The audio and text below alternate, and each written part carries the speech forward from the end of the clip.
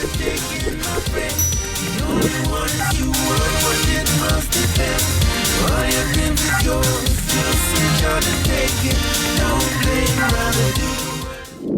everyone. Welcome to Mission BX. Mission BX is a collaboration with BronxNet and the Center for Bronx Nonprofits. And I'm your host, Eileen Newman. And today we're in Hunts Point visiting the Family Enrichment Center. And we're going to learn about what the center does and how it really creates community in a very special way. So joining us is Emily Lopez. Thank you for being here, Emily, who has been at the Enrichment Center from the beginning, I think. So can you tell us about the beginnings of the Enrichment Center and how you got involved and a little bit of the history? Sure. So the Family Enrichment Center began as an initiative, and there were three of us three communities that were chosen. One of them is Hunts Point. Highbridge is the second one, so we had two in the Bronx. And then there was East New York. We were the first ones to open up here. Of the three, we were the first to open up. And how did you get involved? Great question. So the involvement came, I've worked in Hunts Point. I knew the work of The Point. They were also with Graham Windham, which is our backbone organization. They were actually looking for someone to be creative, be open. This was new territory. You know, Graham Windham was going deeper with community, and this was a great opportunity. So it landed on my lap, and I applied, and I hit the ground running. So what was the idea behind it that you could activate?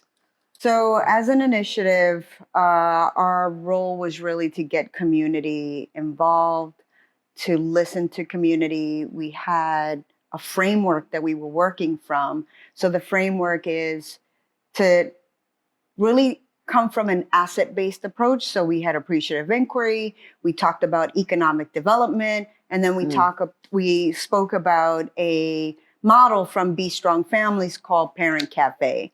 So between those three, that foundation created the work. And then through appreciative inquiry, that gave us sort of the model of how to work together and how to communicate with community. And who funds all this wonderful work? The Administration for Children's Services. Well, good for them. The work with ACS came through both of us understanding that we had to go deeper with community. We had to listen to community in order for us to continue to do this work. And so that was really the foundation of the work. So when we went and we actually did all these trainings, we took community with us so that we can all have a common language. Wow. And so how many people actually work here? We began with 3 people, and it was the family advocate, the community liaison, and the director. We now have a community advocate, community liaison, family advocate, community aide, the director, a community and career coach, and now they have me as the senior community leadership development. And so how does the organization work with The Point in any way, or just because you're in the community and right here, right in this space? So the reason for having it on this side of Hunts Point, it's important to understand that we're on the other side of the highway, and a lot of support is on the opposite side. So we were intentional and mindful in picking an area that community could have access to. So The Point was the best place. Everyone knows The Point. Everyone has a relationship with The Point. And so that was really the reason. And we've become extremely strong partners together. We do many of the things together. I can tell you one thing that we did this past year for the center is they actually donated 500 meals for Thanksgiving, hot meals Wow. that we gave out to our families Oh. this Thanksgiving. So that's how close we are in our work. And so who do you see coming in here most? If you could say it's this, people who need this, or people who just want a space to be, or who's using the organization? So, great question. We have a lot of women coming to the center. We don't ask a lot of questions, so we don't ask who they are, where they come from. We just open the door to everyone who comes in. We are also very clear that we're not a judgment, we're a judgment-free zone. So when community comes in with their children or individuals come in, so we serve 1,000 individuals. That's what we're supposed to do. But we see more than that. So in 1 year, we've seen from 3,000 to 4,000 people in our space. Not all at once, obviously. They come in, and it has been an amazing experience. We also don't ask for applications. So when you come in, if you don't want to share any information and all you want to ask for is a cup of coffee, then that's all we do. When you're ready to talk to us, you can talk to us, and that's when we know. So what do, because amazingly enough and ridiculously, we are running out of time for this segment, but what do you want for this space, for the community? What do you see as next steps that you would love to see? Great. What I would love to see is and I know this may sound really crazy, but it would be great for us to move away from what we're doing and let community tell us what is that next step for them. Not what we want, but what's the next step for them, but also do really big change in their community. Be politically active, be leaders in their community, and they are leaders. We're just sharpening those skills and the skills that they want us to help them with. That is a great vision. And that's a perfect way to end this part of the program. But let's hope that happens, and I'm sure that with all the people coming through here and the commitment on the part of everybody here, it will happen. So thank you. Thank you for doing this work. Thank you.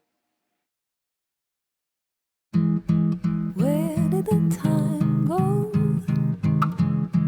I don't know how I got here. You've done the hard part. You quit smoking. Now do the easy part and get scanned for lung cancer.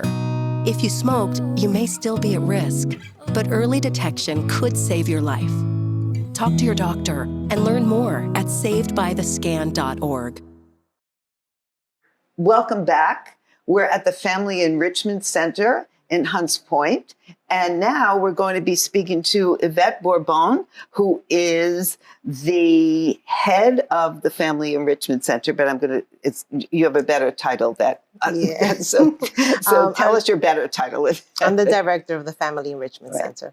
So tell me how you got here. First of all, how long you've been here and what journey brought you to this space?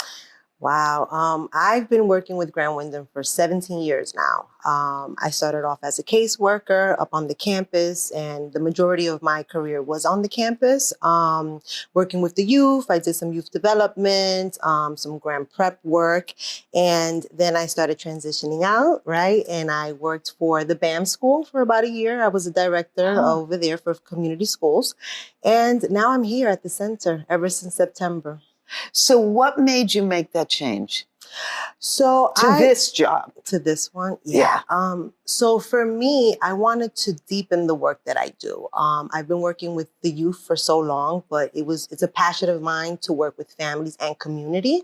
And because I support what Graham's vision and their mission and the work that they do, it was a better fit to just work, more broader and work with community. And so you haven't been here for that long. So what's your sense of the organization and the kind of things you want to do here and the community and just a little bit of your reactions to all of this? Well, although it doesn't feel like it's that long, actually, I feel like I found my place. The Nice. campus, has closed down and we don't have that. And for a while, as I was trying to find my footing of where I fit, when I came to the center and this position opened up, just the energy alone, as soon as you come, it's so welcoming. And Yeah. honestly, it doesn't matter what kind of day I have on the outside. It's just, it feels like home here. And that's really what I love. So when the opportunity came up, I interviewed and I manifested and crossed my fingers and my toes. And I'm here and I That's feel blessed. great. That's Mhm. really wonderful. Yeah.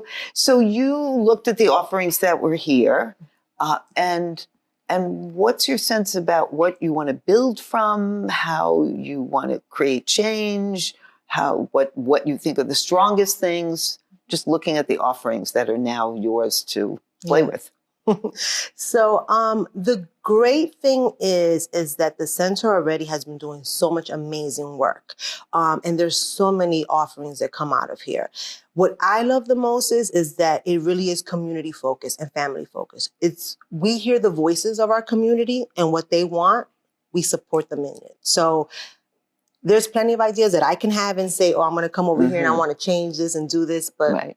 that's not the way it is. In reality, it's more about listening, actively listening to our community, seeing what it is that they want, and then helping to bring it here to the center. So the offerings so far that we have that Dr. Lopez had mentioned and my advisory council members, we have a great economic mobility a lot of offerings that come under there. So we have our design, which is the sewing classes to become a seamstress and tailor. We have our business class, which is, community can attain their LLC.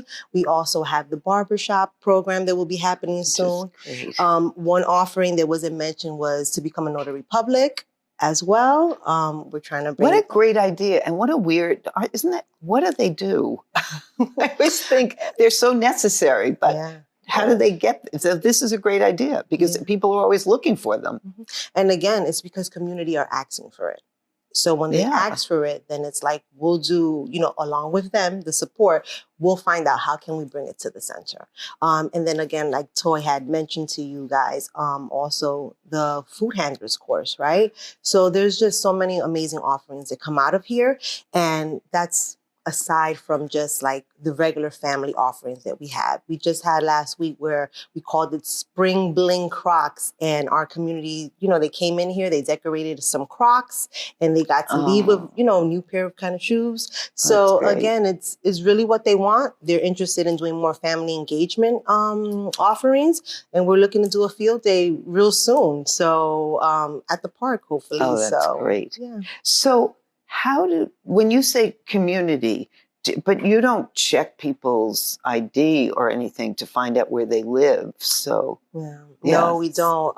The center, along with the framework and like the values and everything of how we do things here at the center, we don't ask. It's very minimal very minimal requirements, right? So we're not asking for an ID or anything like that, but you can come and simply have a seat, have some coffee. If you want to engage in conversation, we do. If not, that's totally fine. This is your space, right? It's called our place. So it's Right. your space. And so they're not necessarily in the confines of Hunts Point if somebody comes in, finds out about the place. We don't turn anyone away. That's and good. I will be very honest with you. I've had community members from all over. Brooklyn, Bronx, Wow. here, right? Manhattan, Queens. And they happen to just know about all the amazing things that come out of here, especially Ms. Millie's Closet and community, they come. But again, we don't turn anyone away. So we're going to service you. And if there's not anything tangible that we can offer you here, we're going to make sure that we do a soft handoff and connect you to where you can get the resources. And that's why the community partnerships are super important, because we can continue to build that and, again, make sure that our community is getting what they need. So I want to go back to the money for a minute. So ACS is funding it, but as you're growing offerings, do you need money for some of the other things that you're doing that might need different supplies, so is there, because we like people to know if when they watch the show, if there is any needs that aren't being met. So Well, honestly, right? ACS does fund us, and it's never enough. Nothing's ever No, enough. it's We not always really. need more. We are definitely outgrowing the space. There's just so much offerings and community that come. And we would love to, pretty much have a space where everyone can come at the same time, right?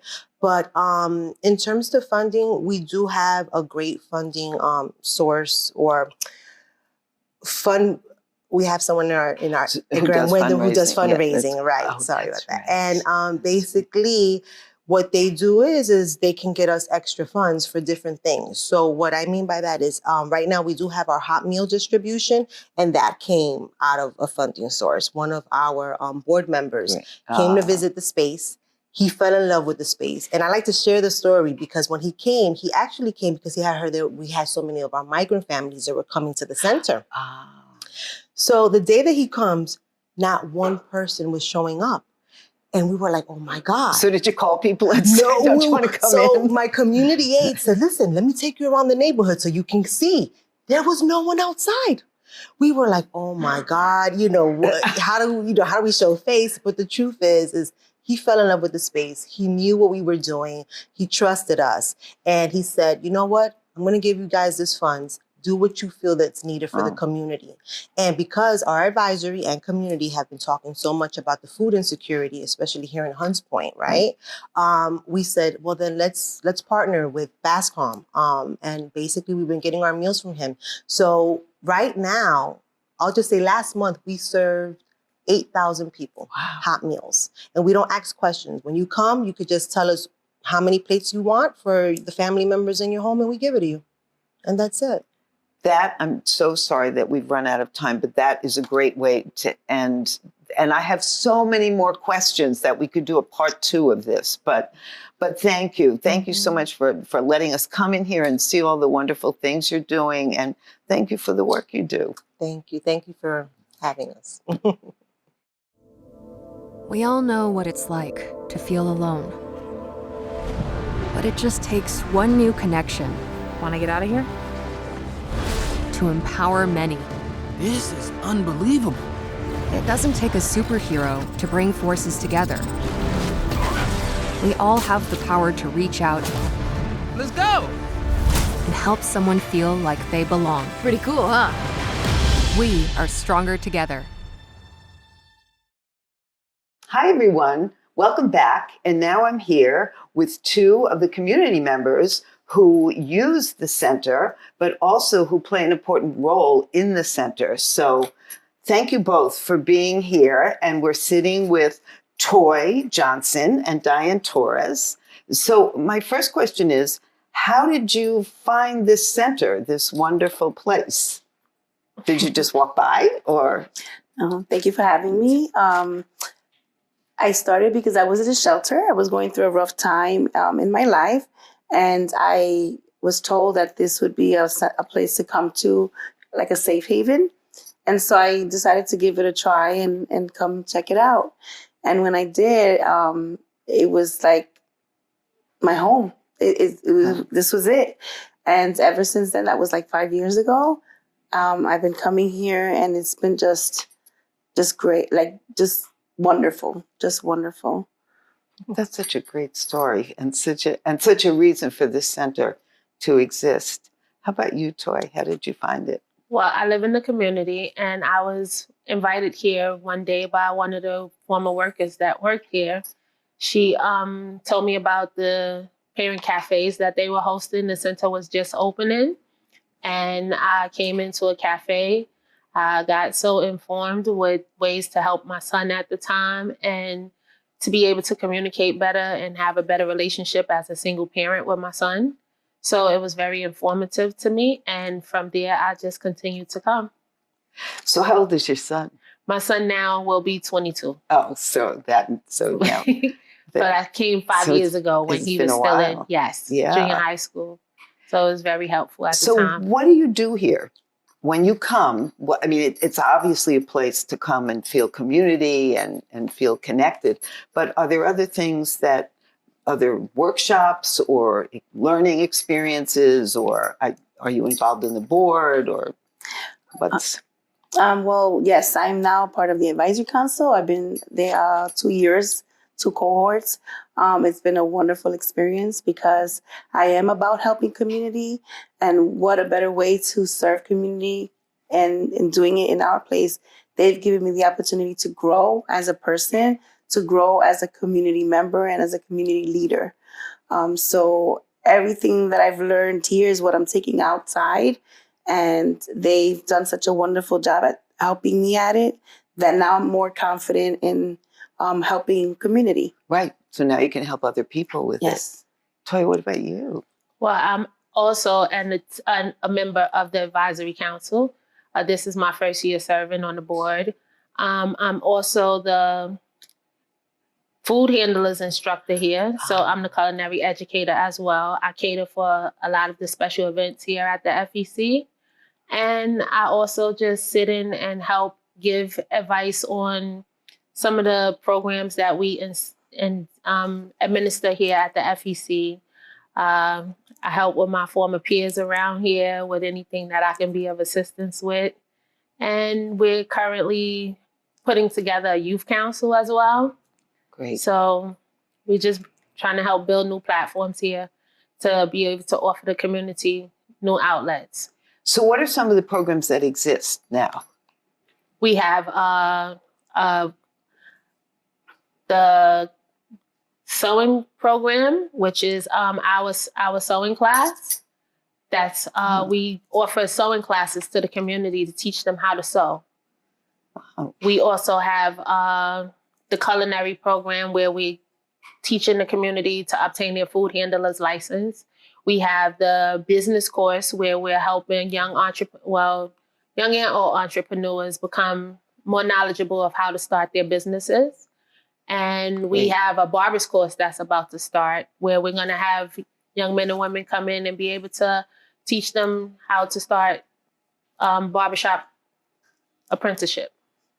So it's real workforce development. Yes, it is.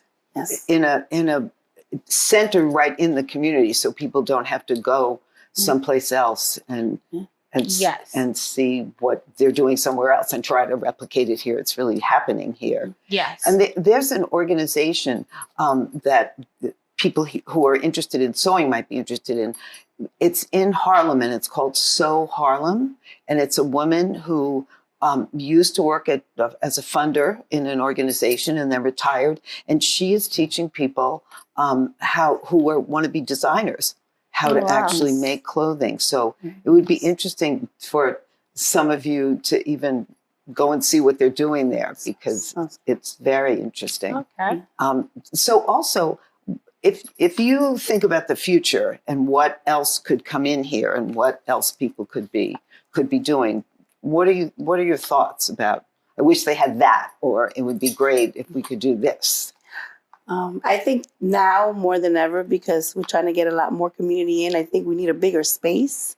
Yes. I think that would be to our advantage because we want to invite more people from the community, but sometimes with spacing, it becomes, I guess, overwhelming.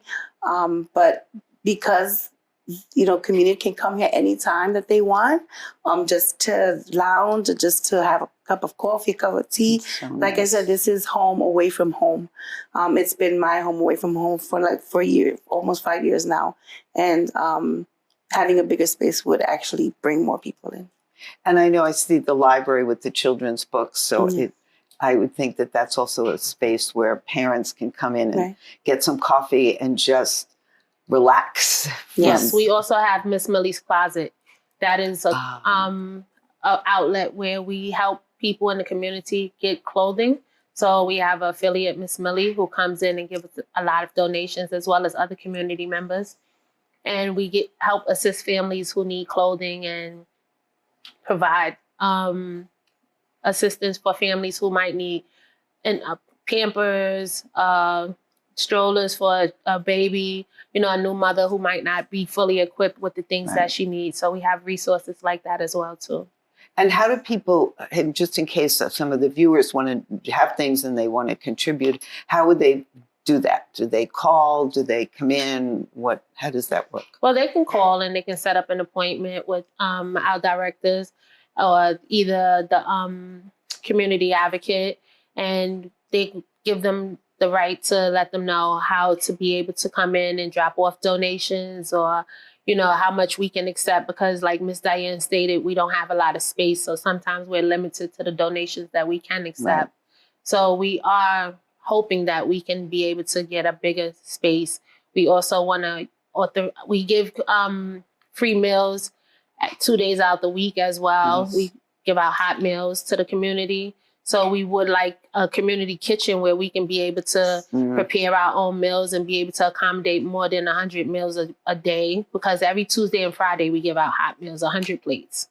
So it's 100 plates each day, but they're prepared at another location. So then we, just distribute them here. So we would like to have our own community kitchen in the neighborhood as well, where we can be able to service the community on a bigger basis. Yes. This is a great place that deserves to grow, because the kind of work that you're doing is so needed and so wonderful.